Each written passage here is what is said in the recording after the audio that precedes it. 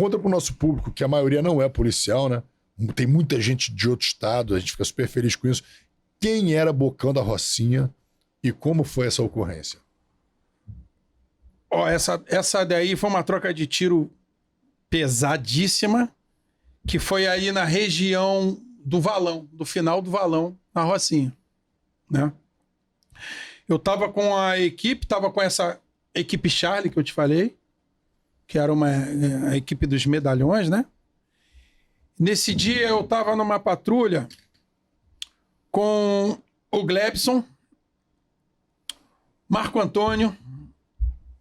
Marco Antônio era um criador de curió, gostava de passarinho. A gente chamava ele de o homem do curió, lá no BOP. Garoto bom de combate. Acho que ele saiu da polícia, nem sei o que aconteceu com o Marco Antônio. Garoto bom, combatente. Tava eu, Glebson, Marco Antônio, Barcelos, não me lembro quem era o outro, numa fração, e na outra fração próxima a nós ali, naquela localidade da Rocinha, tava o Capitão Luiz, que hoje é Coronel Luiz, o número 11 do meu turno de Coesp. Esse oficial é da Caveira do meu turno. Com a unidade de intervenção tática, estava com Pateta, com Magalhães, estava com essa unidade de UIT próximo ali, que a gente recebeu uma informação que na época era o BenTV, o dono da Rocinha, e o Bocão era o 02, era o homem de confiança do BenTV. O Bocão, ele tinha assim, quase 1,90 m e pesava mais de 120, 130 quilos. Andava com AK-47. Era um bandido muito perigoso da Rocinha. E quando ele estava em alguma localidade no morro, segundo as informações da inteligência, com certeza o BenTV estava próximo. Ele era como se fosse um PREC. Ele vinha antes, varreu o terreno, vinha de frente ele, ele tinha um AK-47 com um carregador alongado, que ele emendou um carregador no outro. O carregador dele fazia uma curva, assim. E andava com uma quadrilha também violenta. Enfim. E a gente recebeu a informação que eles estariam ali no Valão. E a gente já estava na Rocinha, desde cedo. A gente já estava numa operação lá. Esse fato aconteceu num momento que a gente já estava quase retraindo para voltar para o BOP. Certo? Aí eu e o Glebson, quando veio a informação para a gente, ó, segundo consta, o traficante de BenTV está com seu grupo de homens armados no Valão, porque a gente tinha tomado a parte alta da Rocinha, deu a entender que o BenTV desceu com a quadrilha dele e se escondeu mais próximo do Valão. Aí nós viemos e começamos a descer por dentro do morro, né? E chegamos no Valão. Só que eu e o Glebson chegamos no Valão vindo pela estrada da Gávea, estrada de São Conrado ali, através de um beco. Eu cheguei no Valão por cima, ganhei uma casa, uma laje muito alta, para ver o Valão de cima, antes da gente botar o pé na parte do chão mesmo. Falei, pô, vamos dar uma olhada daqui de cima e vamos dar uma olhada para ver se o Valão tem alguma coisa, antes da gente descer para os becos para chegar lá e cercar a região que o serviço de inteligência deu. O Major Luiz, né? Na época era capitão, não sei. O Luiz, o 11 do meu turno, veio com outro grupo pelo Valão, vindo de São Conrado mesmo. Entrou pelo Valão lá pela frente. A minha patrulha já estava no morro, veio por esse lado. Ganhei uma laje alta com o Glebson. Tinha uma casinha de cachorro em cima dessa laje. Falei, vamos dar uma olhada lá para baixo. Cara, quando a gente olhou lá para baixo, o Glebson olhou assim, ele falou, ó, Barelo, acho que tem uns 20 marginais aqui embaixo. Eu falei, quê? Dá uma olhada. E só tava eu e ele, o Barcelos e o Marco Antônio. Estavam próximos a nós, mas em outra laje, mas não tinha a visão que eu e Glebson tinha, né? Aí o Glebson olhou, eu falei, sério? Ele, olha aí. Quando eu olhei para baixo, meu Deus, só vi aqueles Eu tinha, Os guarda-chuva. só vi os guarda-chuva apontados pro alto. Aí ele olhou pra mim e começou. O Bob é irônico, né? Nos piores momentos. Porra, vai ficar ruim pra gente. Eu falei, neguinho, vai ficar ruim. Mas vamos ter que pegar. Eu falei, agora vai ficar ruim. O cara tá aqui mesmo. E realmente, o Ben-TV tava ali próximo. E tava a quadrilha dele, todos de seguranças dele e o Bocão, que era esse grandão, pesadão, gordo, né?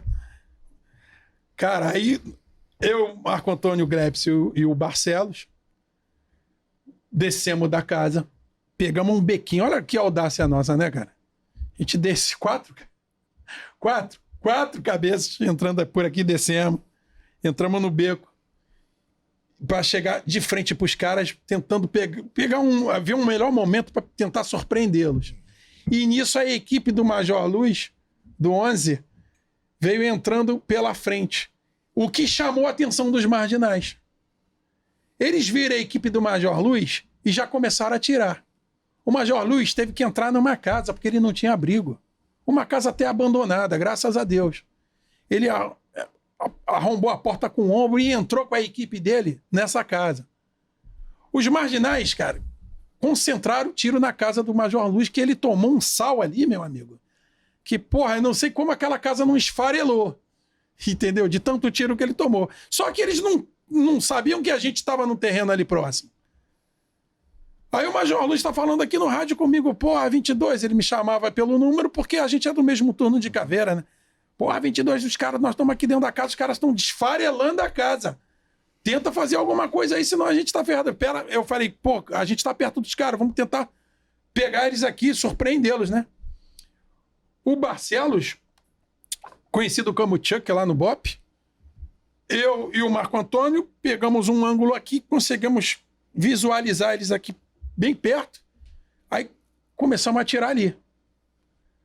Caiu o Bocão. Ele chamava a atenção e foi fácil avistá-lo pelo tamanho dele. Ele era um vagabundo muito alto e muito pesado. Ele caiu, tomou um tiro, ele mais um caíram. Aí eles pararam de concentrar o tiro no Major Luz, que estava praticamente encurralado naquela casa ali. Eles não tinham mais o que fazer. Estavam sendo alvejados por pelo menos 20 fuzis atirando na casa dele. Sem exagero. De 10 a 20 fuzis ali atirando na casa dele. Mas como a gente surpreendeu eles pelo lado, eles pararam de concentrar o tiro no Major Luz e começaram a dar na gente. Aí ficamos trocando tiro ali, nós quatro. Eu, Barcelos, Marco Antônio e Glepson. E o Bocão caído. O Bocão caiu e começou a gritar. Ele disparou todos os tiros de AK que ele tinha para cima, deitado. Para alguém socorrer ele, os marginais. Só que a gente não deixou os marginais socorrerem ele. A gente ficou trocando tiro ali. Aí o que eles fizeram? Eles falaram, fecha a entrada principal. A gente escutou eles falando isso. Porque a gente já tinha acionado o blindado para entrar na Rua do Valão, para tentar tirar a equipe do Major Luz e a minha equipe, com o Bocão que estava ali. O que os marginais fizeram? Eles colocaram pelo menos uns 30 bujões de gás na entrada do valão, na Rocinha, esperando o blindado chegar para tentar explodir o blindado com os bujões de gás. Caramba. E outra coisa, eles apagaram toda a luz da comunidade, a gente ficou no escuro. Ali onde a gente estava, os transformadores foram estourados, então a gente não enxergava mais nada, nem no valão, nem ali no Largo do Boiadeiro, toda aquela região ali da subida para subir para a Rua 2, né? Então ficamos naquela troca de tiro insana. Aí conseguimos chegar no Bocão, pegamos a AK-47 dele. O Major Luz conseguiu sair da casa. A casa dele parecia que estava só... Já viu aquelas casas Parecido com aquele cenário do Talibã, Afeganistão. A casa dele ficou daquele... Recentemente teve também no Complexo da Penha. A casa dele, onde estava o Major com a equipe dele, ficou igual aquela que mostrou na filmagem do Alemão aí. Foi exatamente da mesma maneira. O Major conseguiu chegar onde estavam nós quatro. Eu, Marco Antônio, Glebson e o Barcelos. E a gente tinha que pegar aquele cara. O blindado foi bloqueado lá, eles tentaram explodir o blindado, começaram a atirar nos bujões de gás. Graças a Deus, eles não conseguiram explodir o blindado, por incompetência deles. Eu não entendo dessa situação. A intenção era essa. A intenção era explodir o blindado, porque eles estavam pedindo para os moradores jogarem os bujões de gás embaixo do blindado, para o blindado não resgatar a gente. Lá no início a gente falou de moradores pró-polícia, agora a gente está falando de moradores que são criminosos. Criminosos. Então eles começaram a jogar os bujões de gás debaixo do blindado. O blindado ainda, eu tô falando isso aí tem muitos anos. Uhum. Para você ver, o BenTV era dono do morro. O blindado é aquele primeiro blindado pequenininho. Aquele que parece um carro forte. E o saldo é o seguinte, ali não tinha mais que o resgate de vocês. Vocês iriam, inclusive, resgatar o Bocão. Então, o Bocão tava gritando, vivo ainda. Se o Bocão morreu naquela época, inclusive, é responsabilidade dos próprios criminosos, porque o blindado estava subindo para resgatar vocês. Sim. E ele, que ainda estava vivo. Aí a gente começou a ouvir os gritos deles. Cerca que eles estão cercados, o blindado não vai conseguir pegar. Eles começaram a gritar isso e falar no rádio também. Como a gente estava captando o rádio deles, aí a gente ficou cercado ali. Eu sei que foi uma troca de tiros de aproximadamente 2 horas. Né? Desde o momento que teve o primeiro contato até a gente conseguir retrair com aquele cara que pesava mais de 130 quilos e tinha 1,90 m. Que ninguém entrou para resgatar a gente, o blindado não conseguia entrar. Eles estavam querendo explodir o blindado e jogando granada em cima do blindado.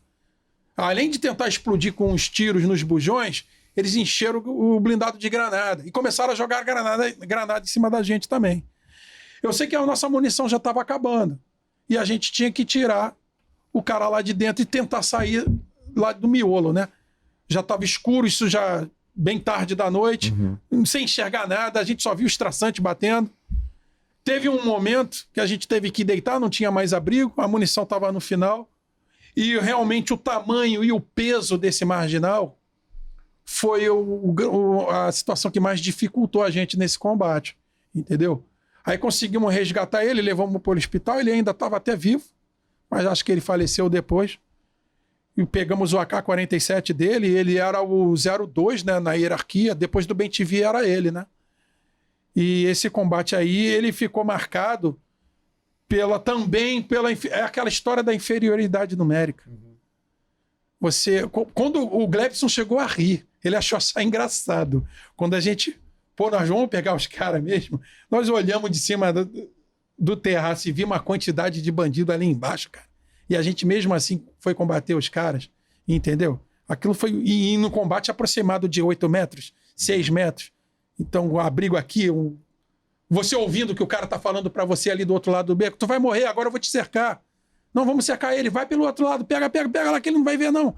Aquele falatório de tão próximo que tava, né? E a gente tendo que tirar aquele cara de 130, 140 quilos de 1,90 m lá de dentro, entendeu? Outro dia eu encontrei o Coronel Luiz, que hoje ele é coronel, ele tá lá em Itaperuna, ele é de lá, né? Ele lembrou isso, porra, Albarello, tu lembra aquela da Rocinha do Bocão, mano? Que a minha casa ficou igual um queijo suíço. Eu falei, a sua casa não, virou tudo menos uma casa. Sua casa foi esfarelada. Ele, se demora mais 4 minutos, a gente ia se ferrar lá dentro. Caramba. É.